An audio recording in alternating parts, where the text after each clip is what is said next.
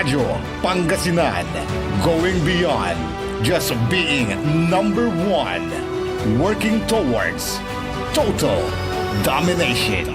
Jad Dagupan, walay saksakay ang radio station ya iyayag nasaray Dagupenyo. Jad mamalingling, mangin, Paborito. mayombo, Paborito. pantal, Paborito. Poblasyon Oeste, Paborito. Tanjat Paguchiko, Paborito. Aya, 88.1 Radyo Pangasinan. Popular sa balita, popular sa musika. Pangasinan Golfwaves Network Corporation. Sa Pangasinan, we are the number one pop music station. DWJE 88.1 FM Radyo Pangasinan. Paborito. Paboritong ang kabataan at matatanda. Paboritong pakinggan sa bus, tricycle, jeep at mga opisina. Paborito mo, paborito ko, paborito natin lahat. DWJE 88.1 FM Radyo Pangasinan. Number one pop music station. Paborito.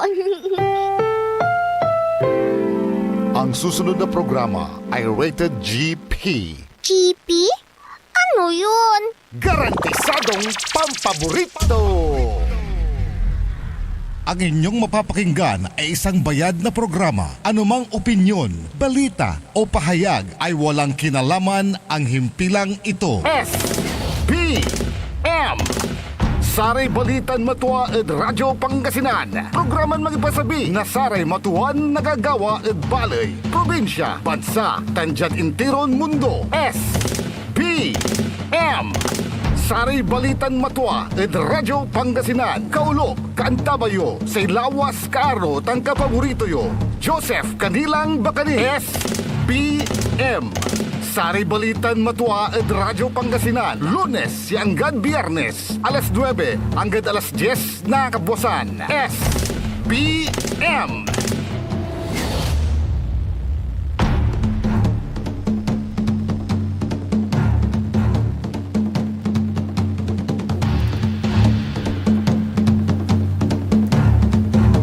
Masanto si kabosan na ago na Martes, Pangasinan, Dagupan.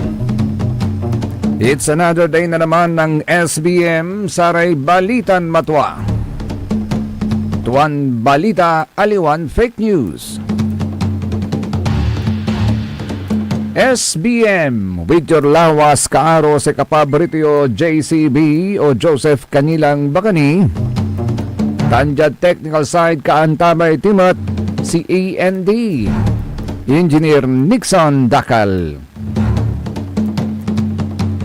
Oy, Kong Hei Fat Choy. Kong Hei Fat Choy. Happy Chinese New Year. At atang tanagagik Happy Chinese New Year. Sa kwantulantinan Councilor Dada. Councilor Dada Reyna na sa siyudad na Dagupan. Chinese New Year, which is the year of the horse. Taon na sari kabayo. May this new year bring prosperity, good health, happiness, and success to every family in our community. Because Chinese New Year is a celebration of hope, renewal, and unity. It reminds us of the importance of family, tradition, and working together for a brighter future. Kanyan say very famous. May iter dan regalo kada nasabiso kung Hei Fat Choy at atong talagagi kagantan. Antayo may inlube. Atan may akakahon. Akakahon o diskwerya kahon pero nulukasan mo malimlimpak. Yaatan natatang tanagagik si katutan sumanunan iririgalo da. At saray kakaaro da, sari kabkabat da, sari empleyado da atatang tanagagik, bali-bali lutututan. Sa igawin nyo satan, palpalduan nyo into a square, Pero no balo-balo agi kay magmagkat ya maong umpagkat sa may kutsilyo. Kanyan magmagkat because it symbolizes yung pagmamahalan may magkat. Magkat ya panaaruan na saray membro na pamilya. Kanyan gabagabay datan sa tawag tayo sa atan inlubi. Nalilingod Pangasinan ko inlubi at atong tanagagik. Iluto isawsaw yun itmulya binate. Insan yun natin iprito. At olive oil. Sosyal ito olive oil. Insan yun natin akiran.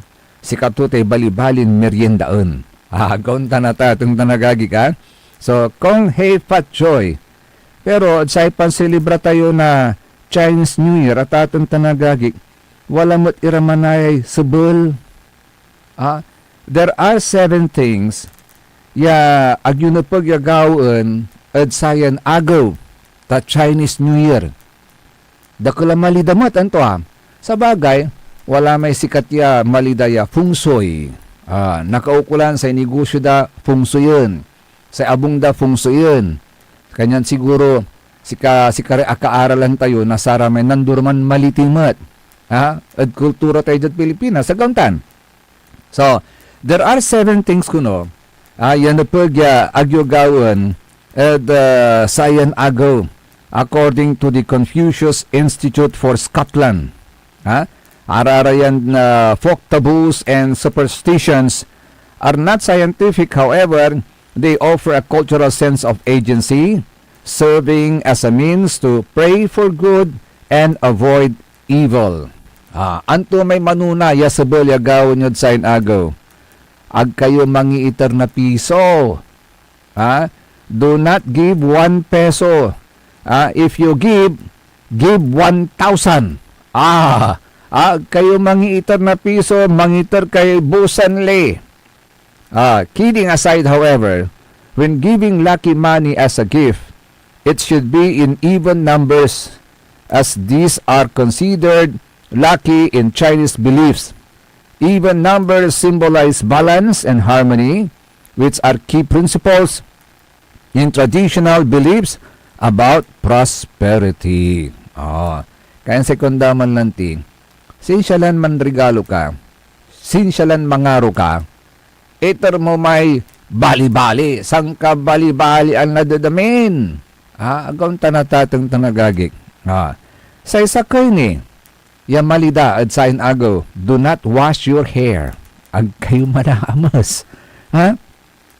Sa ikwanda, in Chinese culture, the first day of the Lunar New Year is considered the birthday of the water god.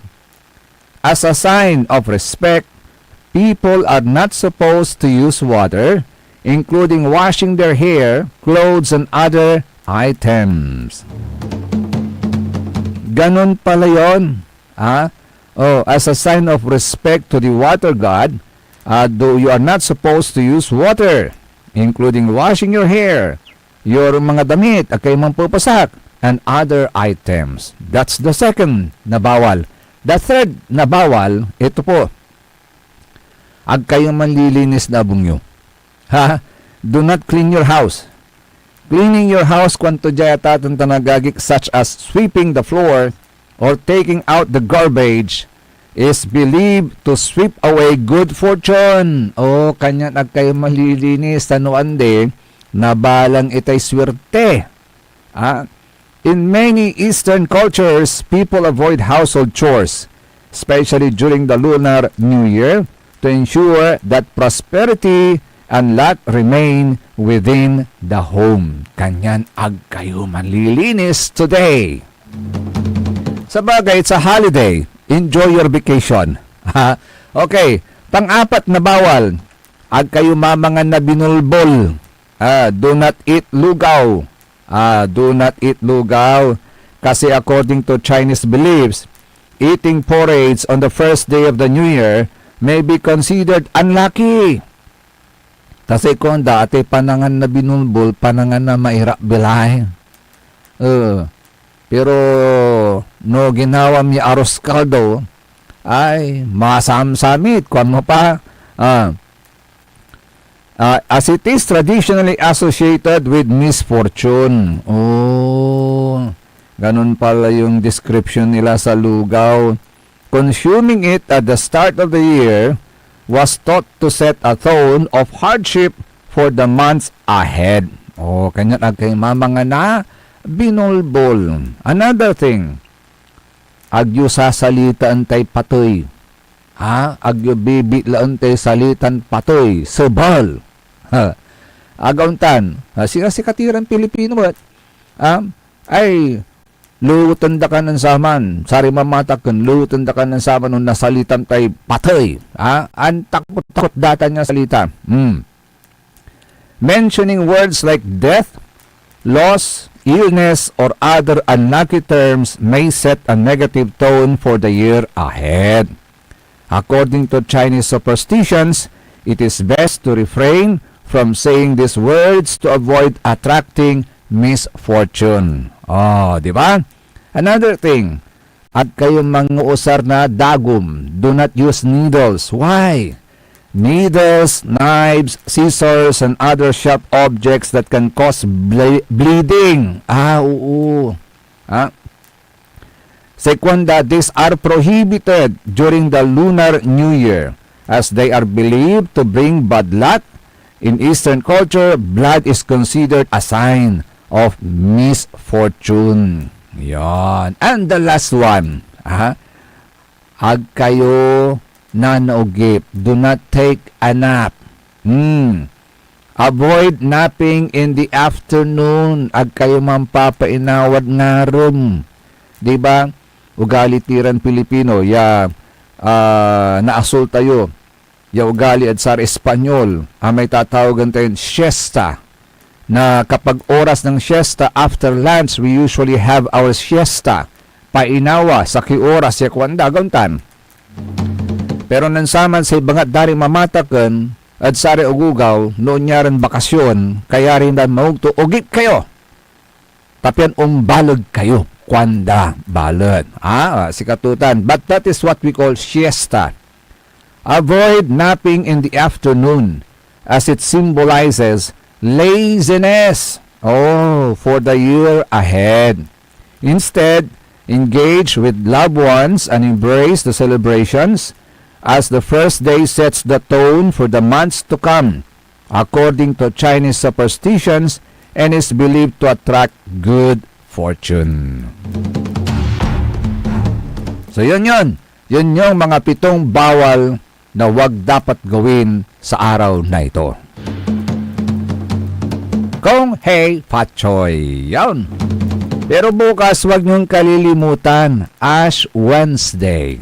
Ash Wednesday bukas. At dari Katoliko, mimisa kayo, tapian, nauringan kayo. To dust you came, from dust you came, to dust you will return.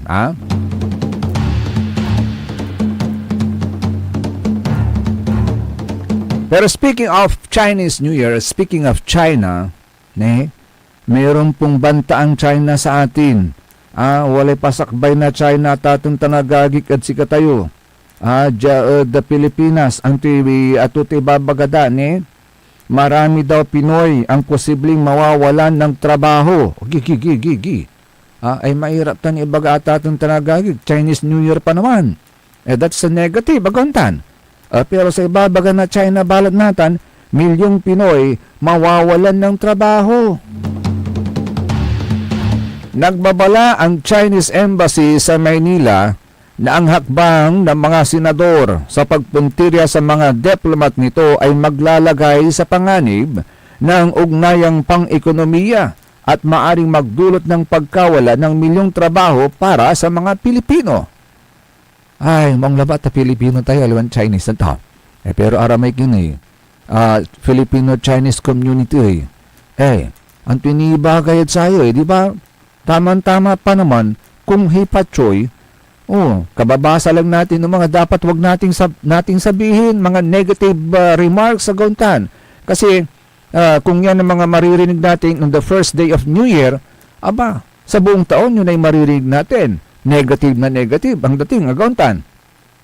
So ang pahayag ng China ay sa gitna ng tumataas na tensyon sa pagitan ng Beijing at mga mambabatas kaugnay sa patuloy na usapin sa West Philippine Sea.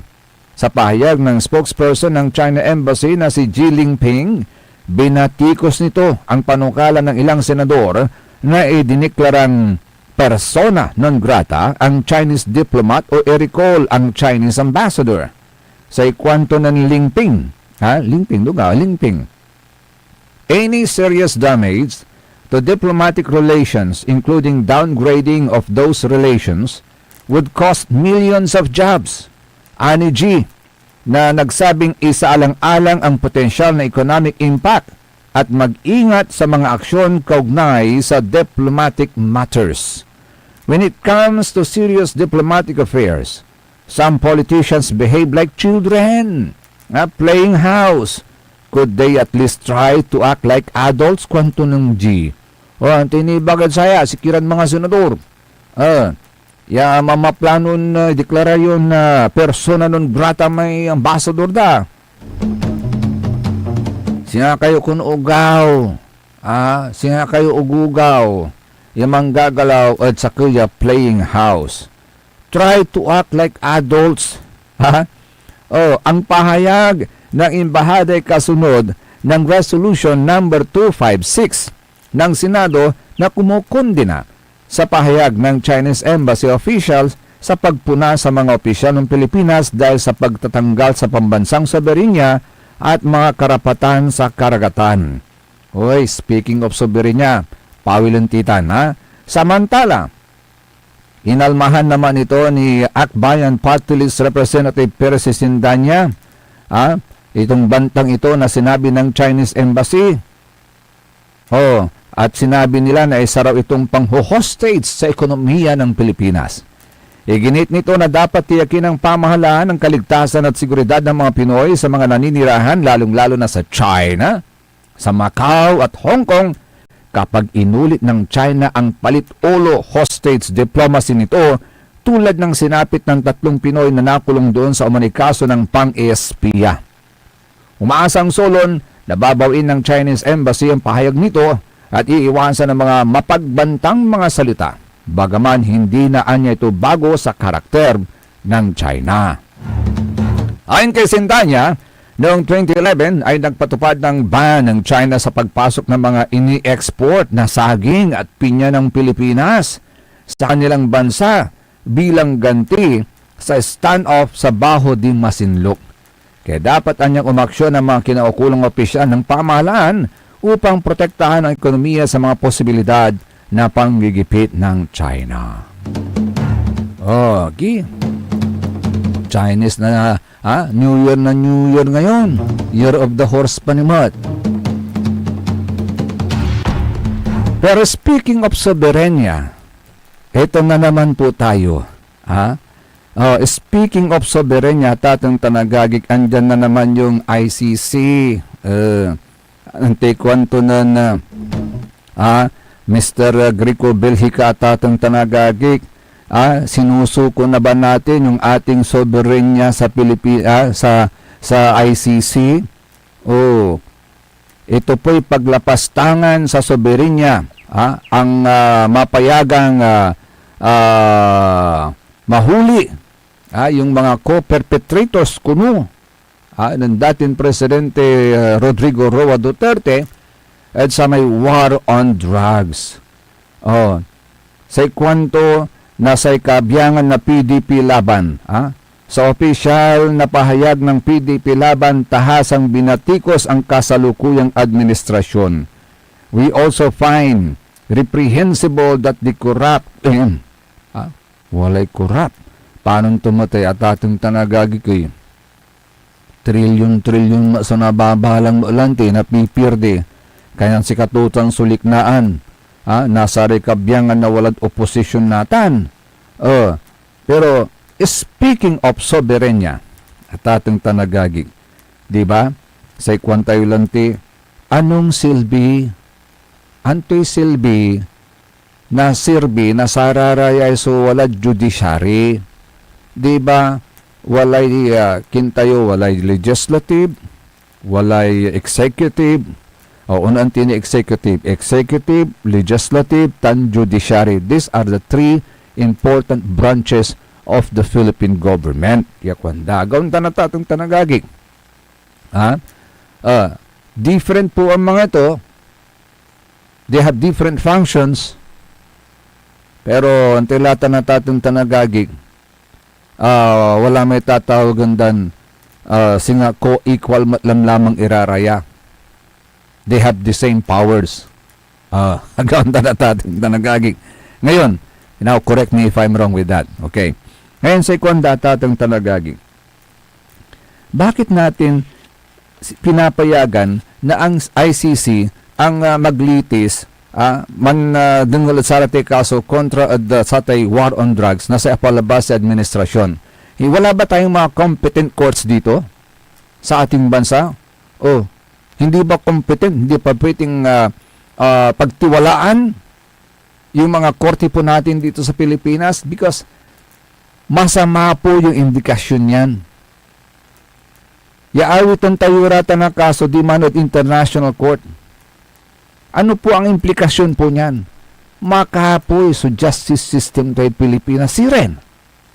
Akin at awitan kaukulan tini, yasaman desisyon at saran kaso at saray foreigners. Aliwan sa katiran mga Pilipino ay dakalabray takin. Abogado tayo dyan Pilipinas. Aguntan. Agay irap yung pasad sa ating bar exam. Nakapasagad sa ating bar exam matatong tanagagig. At talagang matalisiw ka. Walaan ka na sa amin matalisiw ya inpan utak ya kwanda. Insan, awiton tiratan, ya kaso demanded International Court. Why? Apay akin, bakit? Diba? This we do not understand actually at ating tanagagig. Akin at nakaukulan niya di man nagawaratan so hearings. Hindi naman po tayo siguro weak nation. Aliwatimat siguro makapoy ang bansa. Mayamyaman tayo. Mautak tayo. Dakla marurunong jay. Maungi ang panutak at atong tanagagi kaguntan. Paano mas dagal ni daguntay ba na dya abogado di man at ICC kaguntan? Ay, naku, kawawa naman si Juan de la Cruz. Siguro, because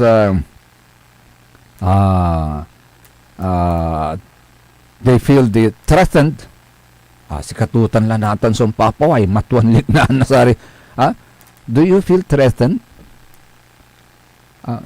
Yung bang, mayroon ba kayong kinatatakutan? Lalong-lalo na sa mga concern na pamilya na napoprosecute at sa rin kapos na natatong tanagagig. Do you feel threatened? You are afraid? Kasi sa kwanda, say matway-twaditan, say tway-twaditan, kwanda, ang takot ira kwanda. Tama ba sila? Tama ba yung lignaan ng mga tao na ang takot kayo?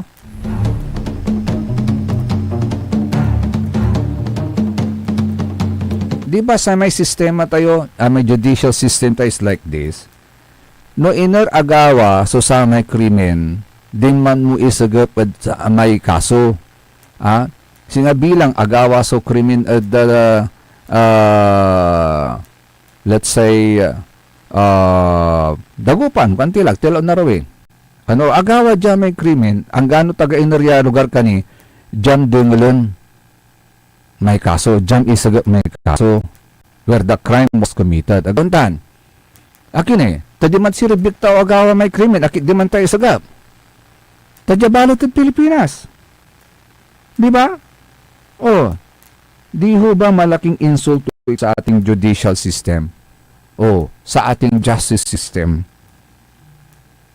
Na ibig sabihin po ninyo, ang magdidesisyon na korte sa kasong yan, yung mga sa ibang bansa instead na yung mga korte natin dito. Bakit? May mali ba sa kanilang pagdidesisyon? Hindi nyo ba trusted ang mga decisions nila? Antisimbolo na sa may justice tayo at Pilipinas. Antisimbolo na sa justice. Isang babaeng nakapiring. Agontan. Bituman sa scales. May pansukatan. Bakit nakapiring? Because that is a symbol of impartiality. Meron din siyang bit-bit na sword. Okay, yung sword o kaya yung scales nakabitin doon sa sword. Why? That symbolize power at dating tanagagig. Di ba? Kaya, ay nako, nutungtong ito Bakit kinakailangan silang magdesisyon para sa atin? Bakit kinakailangan husgaan nila yung mga taong Pilipino, yung mga Pilipino ng ibang lahi? Bakit hindi ang kapwa niya Pilipino?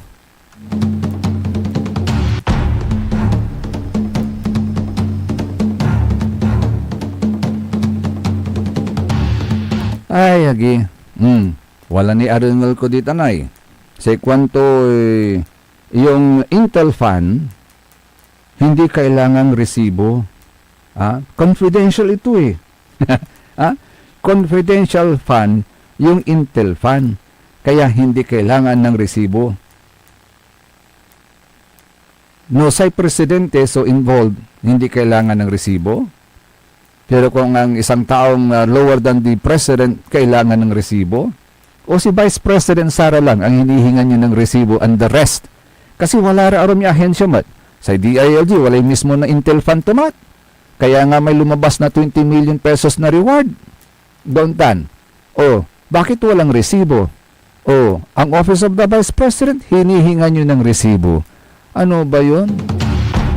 Batas ba yan? O batas lang ninyo?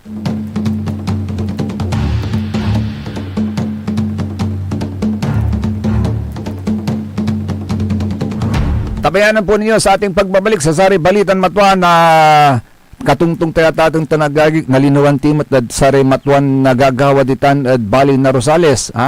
Tuputan tayo na talagang tuwa.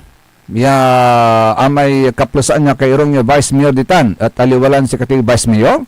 Tapatantitan, linubantitan na tatang tanagagig at panpatuloy na Saray Balitan Matwa. Kaya rin na Saray Pakabatan Paimano Malalapuni at Saray Manangang Tabay.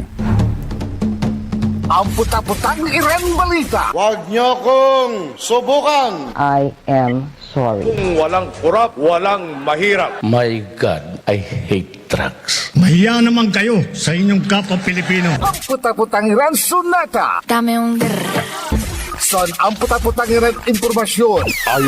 So number 1 pop music station. DWJE 88.1 FM. Radyo Pangasinan. Paborito. Want to escape the hustle and bustle of city life? Look no further than the River Palm Hotel and Resort, your premier destination for affordable luxury in Pangasinan. Nestled in the heart of Barangay Banyaga, Bugalyon, our hotel is surrounded by the breathtaking beauty of the Agno River. Our haven for comfort embodies the essence of Southeast Asian hospitality. Whether you're seeking a romantic getaway, a family vacation, or just a peaceful retreat, the River Palm Hotel and Resort is the perfect choice. So what are you waiting for? Book a tranquil experience where unforgettable memories are waiting to be made. For reservations and more information, visit our Facebook page, River Palm Hotel and Resort. Your home by the river awaits you. Ngayong 2025 ay ang ika-100 taon ng pagbibigay serbisyong pangkalusugan ng Region 1 Medical Center. Bilang isa ng 1,500 bed capacity na ospital, mas marami pa ang mapapagaling at buhay na madudugtungan ng ospital.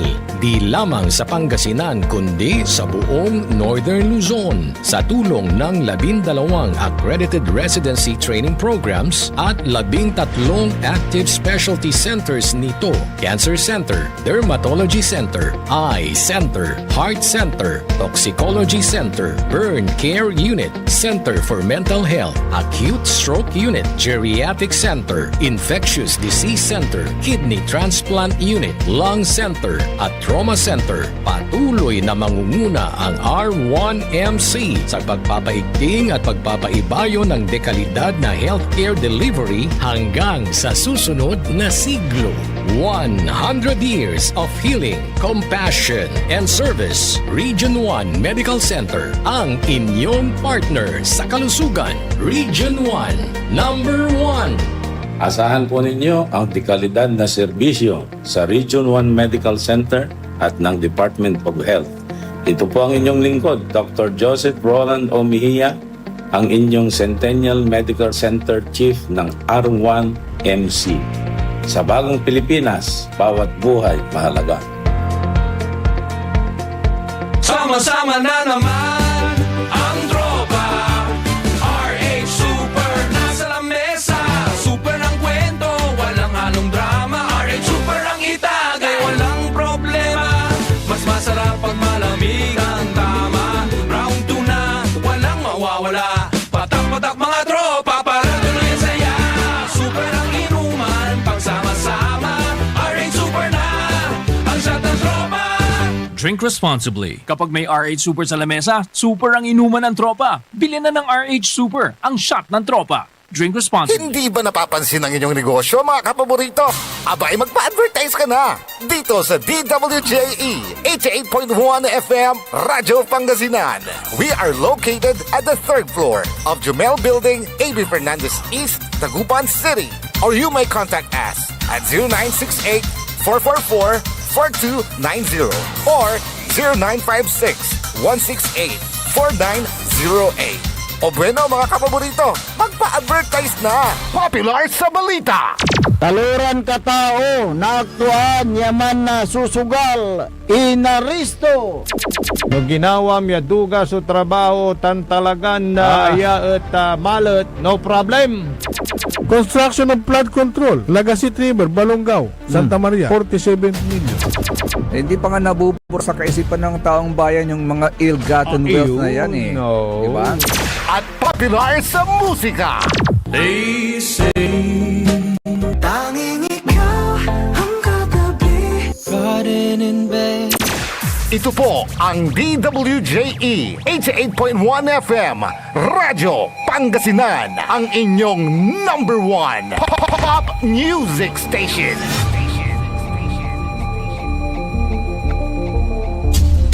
Diyan Pangasinan, walay saksakaya radio station ya iiyag na saray Pangasinense. Diyan Asinggan, Paborito. Balunga, Paborito! Natividad, Paborito. Rosales, Paborito! San Manuel, Paborito. San Nicolas, Paborito. San Quintin, Paborito! Santa Maria, Paborito. Tanjad Tayog, Paborito. Aya, 88.1 Radyo Pangasinan. Paborito ng kabataan at matatanda. Paboritong pakinggan sa bus, president, chief at mga opisina. Paborito mo, paborito ko, paborito natin lahat. DWJE 88.1 FM Radyo Pangasinan. DWJE 88.1 FM Radyo Pangasinan.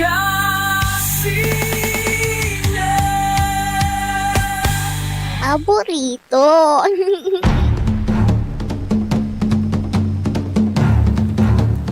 Tuloy-tuloy sa Saray Balitan Matwa at ating talagagik. Alas 9.35 sa oras sila. Kaulop kantabay ni sa Lawas yun Karo, Lawas yun Kapaborito, Joseph Kanilang Bakani.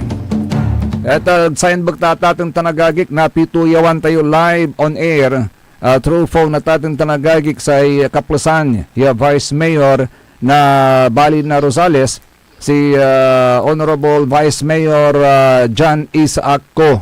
At kabatan tayo at ating tanagagik so nantoy matuan balita ditan no walala kasi balon Vice Mayor o si Katune. So Kaplasan ya Vice Mayor at sa rin Kaplasan. But before anything else, at wadyan so sa may pambungad pagbati ng ating Vice Mayor.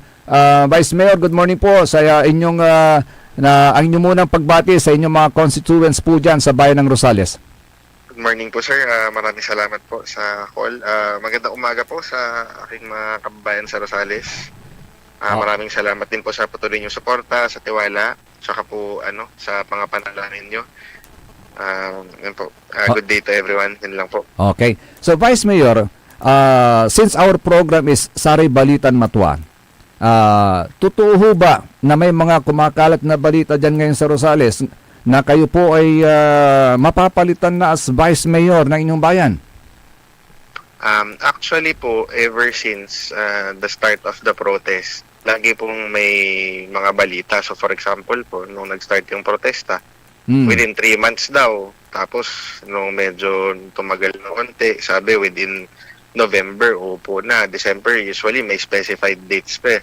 Then sunod, January, February. So ngayon, parang nagiging recurring na siya na parang primer sa tao na if it happens, para siguro mag-die down din siguro yung ng mga tao. But at the same time, ngayon, yung February, parang sobrang definite sila with a specific date. Medyo nagtataka rin po ako kasi parang may isa din po supporter ako na nakapagsabi. May isa kasi may mga comment sections, di ba po? Yes. At saka yung mga post nila na parang may isa doon staff pa nung kabila na party sa league, parang nasa nila. Nasa staff ng defense Yes. Yung sa legal nila na parang nagsasabi na pinagbigyan lang daw ako. Pinagbigyan lang, nasa 23 daw, sila pa rin daw. So parang it's very interesting that parang passive they know the outcome already. So medyo parang nakakasiguro na sila, Vice Mayor, ganun? Ever since po parang sigurado sila, hindi ko rin maintindihan So pero malinaw po, well, wala pa naman pong final and executory decision. So, na nagsasabi po na papalitan na po ako. So, as of now, in effect pa rin po ang aking TRO. Which brings me nga po to, hopefully, COMELEC po sana will do will assist in doing the right thing. So, yung TRO ninyo is for 60 days po yun, Vice Mayor, hindi ho ba? Yes po. Oo. And although meron na yung decision ng lower court, yung RTC, regarding your disqualification case,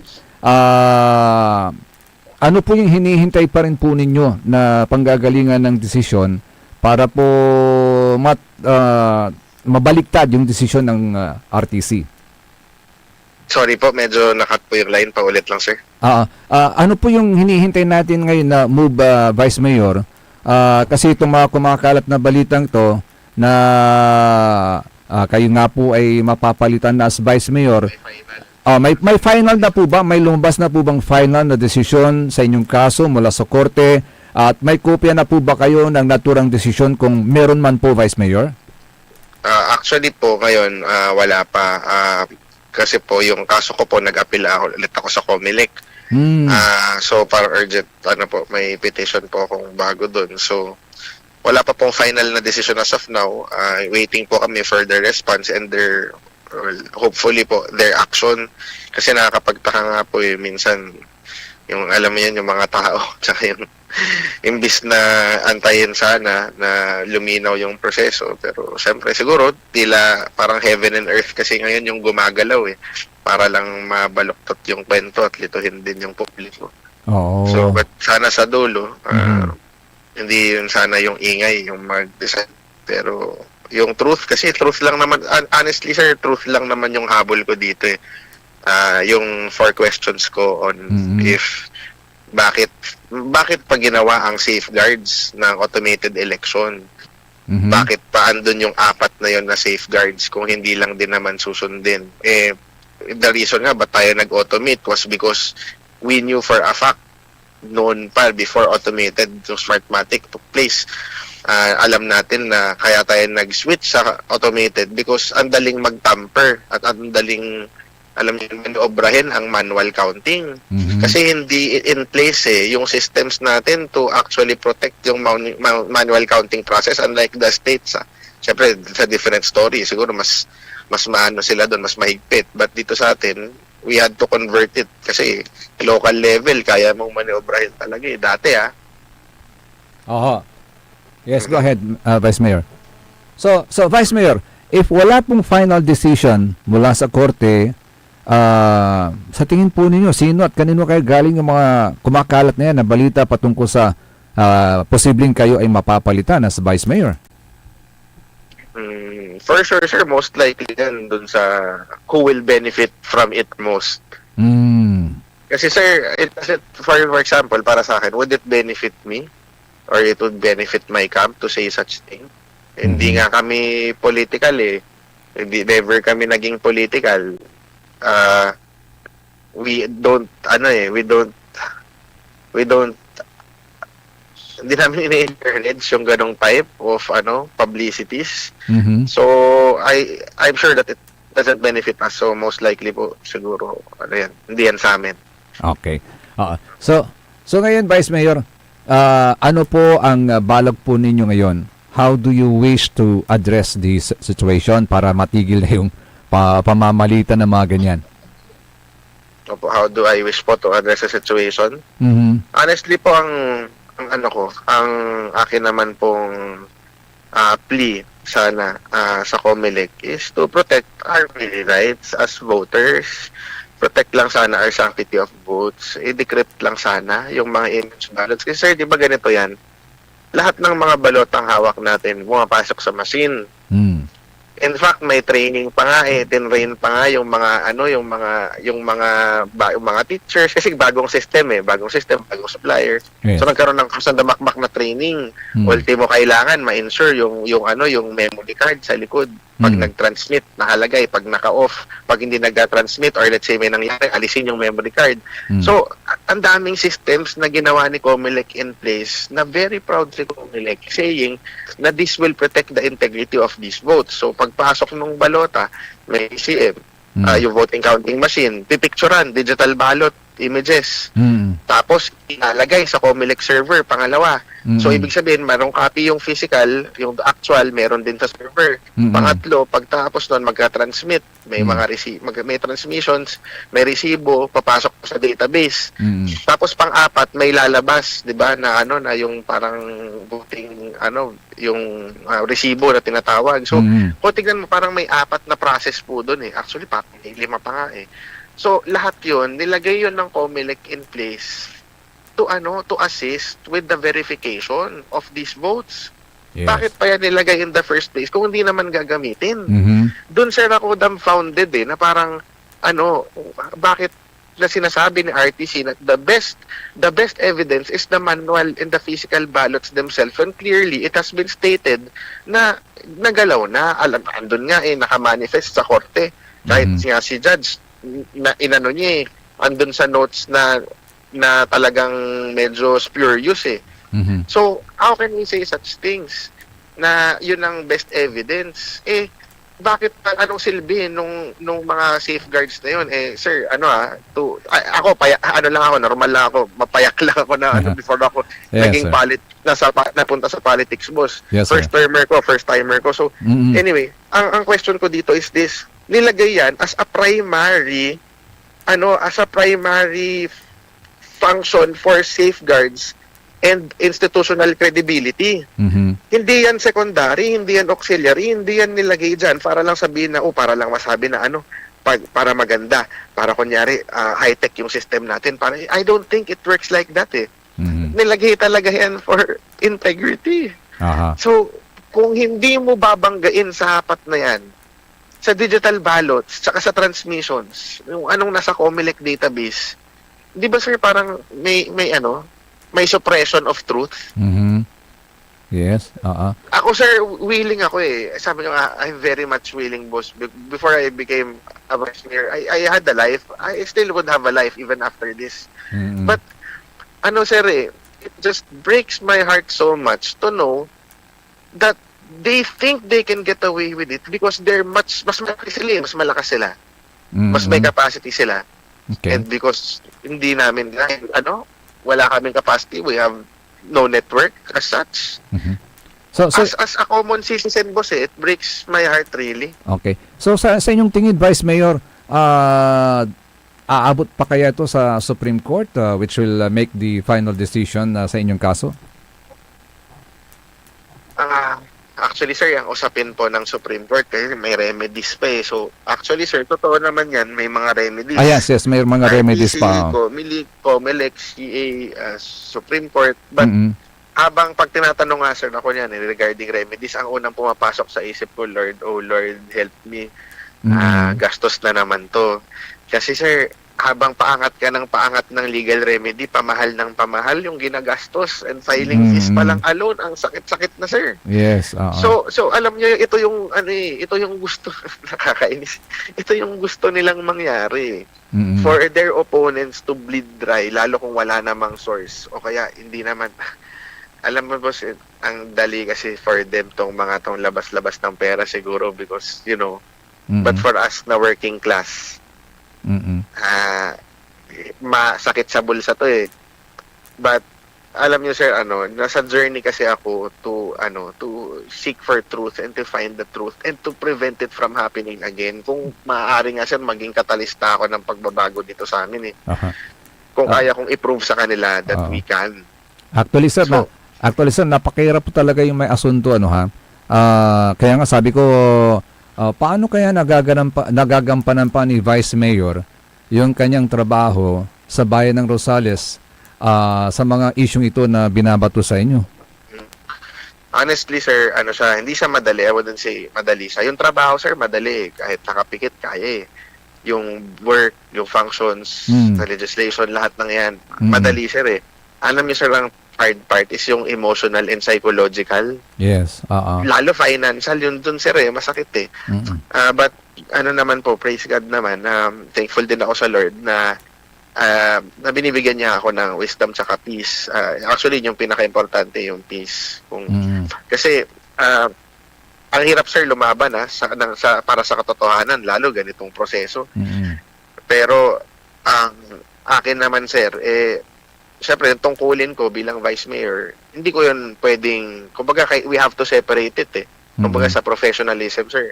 Kung andito ang ball game, ito ang dapat mong gawin, you have to prioritize it first. So, it's just a matter of prioritization and setting your emotions muna first. Kasi, mahirap, sir, pag ginano mo yung emotions mo, talagang siguro madadown ka.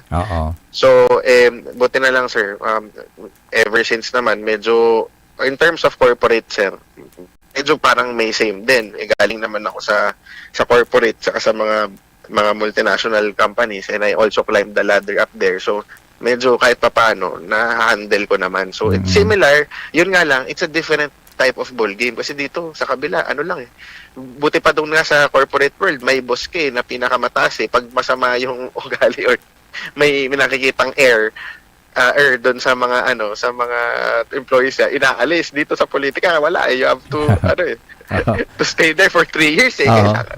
Tiisin mo. So iniintay na lang po natin yung decision ng COMELEC on that, yung intervention ng COMELEC sa kaso po ninyo, Vice Mayor. Yes po. Inahantay ko po actually ngayon ng COMELEC, and hopefully po, praying po that they will do the right thing because it's their credibility on the line eh. Hahayaan ba, sir, nila na maging set to ng president, sir? I'm actually quite afraid for 2028. Kasi if ganito lang pala kadali magmaniobra ngayon, ibig sabihin, kung may plano ko sa 2028, kailangan may kilala na akong mga ganitong stakeholders at mga tao. Kaya ko siyang i-execute. Parang ganun, sir eh. Tsaka parang sinasabi nila na, nagka-problema yung isang bayan sa lahat ng bayan sa buong Pilipinas. So, libo yun. Ibig sabihin, hindi lang ako to. Or ako lang. So, may question doon na kailangan masagot eh. Kasi, what's so special about my town? Kung ako lang So, hopefully, Vice Mayor, ma-resolve ito. And para hindi naman kawawa yung mga nagtiwala po sa inyo in the last election. Your message, sir, sa ating mga kababayan po dyan sa bayan ng Rosales? Actually, sir, sa message ko, sir, yun nga, that I'm thankful for the support that I'm getting. I'm thankful for your trust. I'm thankful doon sa confidence nyo po at sa inyong prayers. And if it wasn't for you, kung di po talaga sa kanila, nag-quit na ako na matagal na because ang masakit talaga sa ulo, sa puso, nakaka-drain. But because of them, pinopurso ko po to fight for what is right and for the truth. Because if someone, pag hindi po kasi ginawa, sino pong gagawa doon sa amin po, sobrang nakabalot po ang tao ng fear Oo. So, Vice Mayor, I know the people of Rosales, especially those who supported you, they can feel you. And good luck po sa inyo, Vice Mayor, ha? Sana malinawan po yan para hindi po maapektuhan yung pagtatrabaho po ninyo sa Sangguniang Bayan. Opo, and I hope din po may message. Actually, ang gusto ko po talagang mag-reach out sa Comelec dito. I hope po may message gets to Comelec. At ma-realize po nila yung weight po ng situation. Okay. Vice Mayor, thank you so much for the opportunity. Thank you po. And thank you po. good luck po sa inyo. God bless. Salamat po. God bless, sir. By the way, kung Hey Pachoy, Vice Mayor. Sige po. Sige po. Thank you po. Sige po. Yan po mga kapaborito, si Vice Mayor Janco ng Jan A. Saco ng Bayan ng Rosales. And hopefully, ma-address na po yung kanilang concern po dyan para kasi ni pigay taong labala, pigay ago labala, bibilangan tayo to election lalaman.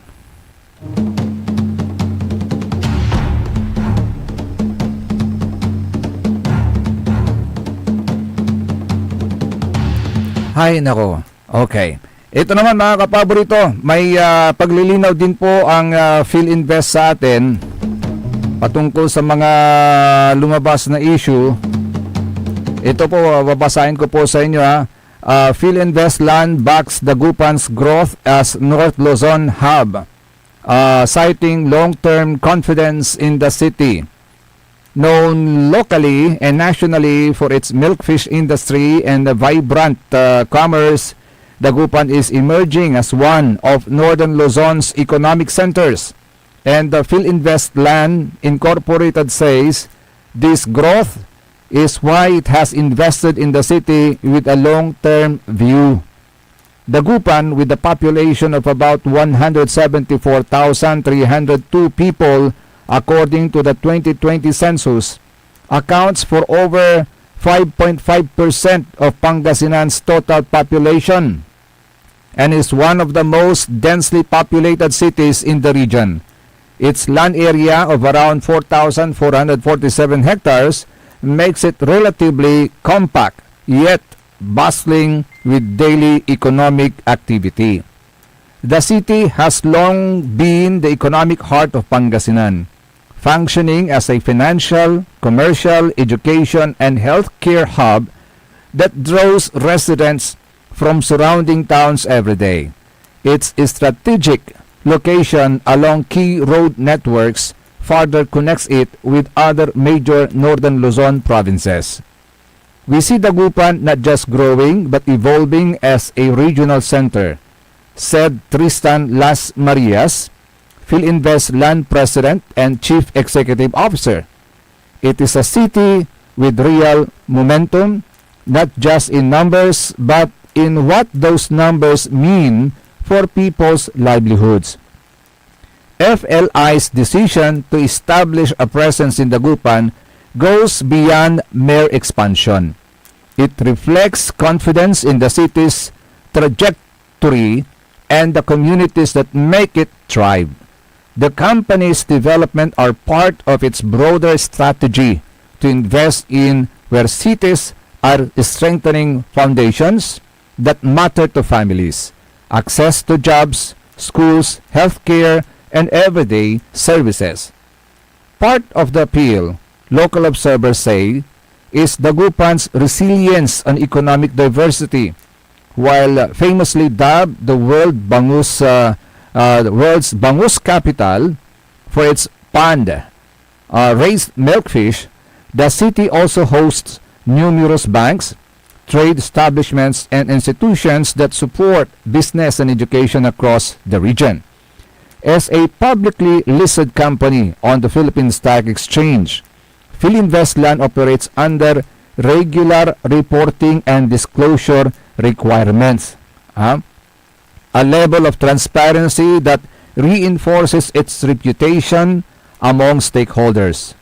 With more than 50 years in Philippine property development, the firm has built a diverse portfolio across over 55 cities and towns nationwide and delivered projects touching hundreds of thousands of Filipino families. Recent recognitions, including multiple awards at the FIAB CI Philippines Property and Real Estate Excellence Awards 2025, with Futura One Dagupan winning gold for Mid-Rise of the Year, reflect independent acknowledgement of quality and rigor. Investing here is a vote of confidence in the city and its people. And its people, kwanto diya tatang tanagagig. Bala nga mo lang, magano laban. Reporting and disclosure requirements.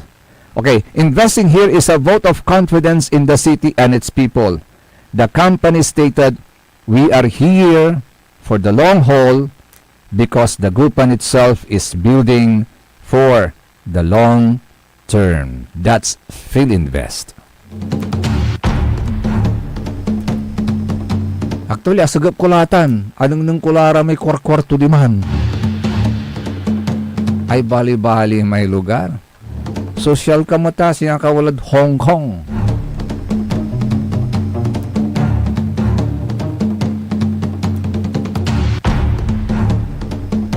Pero hey, good morning. Magano, may babatiin lang tayo. Good morning nga pala kay Councilor Ariel de la Concha.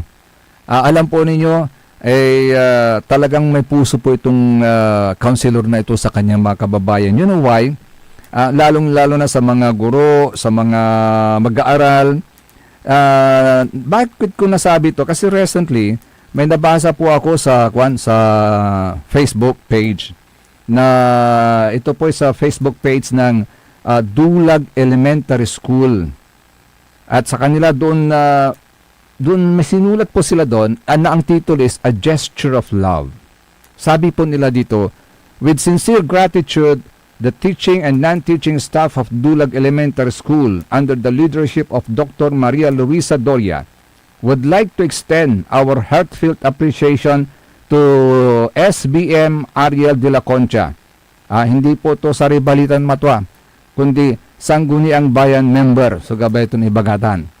SBM Ariel de la Concha for his generous donation of ceramic floor tiles to Dulag Elementary School stage. Sekwanda, your kindness and unwavering support greatly contribute to the improvement of our facilities, creating a safer and more conducive learning environment for our learners. Your generosity reflects your genuine concern for education and the welfare of our school community. Thank you for being a valued partner in our mission to provide quality education. May your goodwill be returned to you 100-fold. Thank you, Honorable Ariel de la Concha from Dulag Elementary School. You see, atan sa manangaro, yan ang tunay na pagmamahal, walang kondisyon. Hindi kunwari, agaon natatang tanagagig, at higit sa lahat, hindi plastic. Si Katuratan Susari Balitan Matwa at ating tanagagig, akala pa kantabi lalagula sa Lawasin Kaaro, Lawasin Kapaborito, Joseph Kanilang Bakani, kantabay team at technical side, sa END, Engineer Nixon Dakal. Siya po bukas mga kapaborito ha, dito lamang sa number 1 pop music station ng lalawigan ng Pangasinan, DWJE 88.1 FM, Radio Pangasinan, paborito! Ang inyong napakinggan ay isang bayad na programa. Anumang opinyon, balita o pahayag ay walang kinalaman ang himpilang ito. SBM Saray Balitan Matwa ed Radyo Pangasinan. Programan magipasabi na Saray Matuan nagagawa ed balay, probinsya, bansa, tandyan intiron mundo. SBM Saray Balitan Matwa, ed Radyo Pangasinan. Kaulok, Kaantabayo, sa Lawas Kaaro, tang kapaborito yo. Joseph Kanilang Bakani, SBM. Saray Balitan Matwa, ed Radyo Pangasinan. Lunes, hanggang Biyernes, alas 9, hanggang alas 10 na kabuwasan. SBM. Tired of the stress and noise